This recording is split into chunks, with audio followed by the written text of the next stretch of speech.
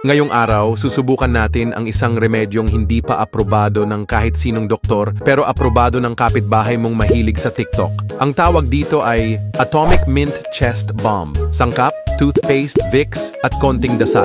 Una, maglagay ng toothpaste sa gitna ng palad. Dapat yung minty para maramdaman mo ang lamig ng desisyon mong gawin to. Pangalawa, haluan ng Vicks. Oo, yung classic. Yung amoy pa lang parang may multong lumabas sa ilong mo. Paghaluin. Ipahid sa dibdib. Huwag kalimutang mag-post ng parang superhero. Importante yan sa healing process. Ayon sa walang basehang pag-aaral, ang kombinasyong ito ay pwedeng magpagaling ng ubo, sipon, heartbreak at emotional damage mula sa ex mong hindi marunong mag-reply.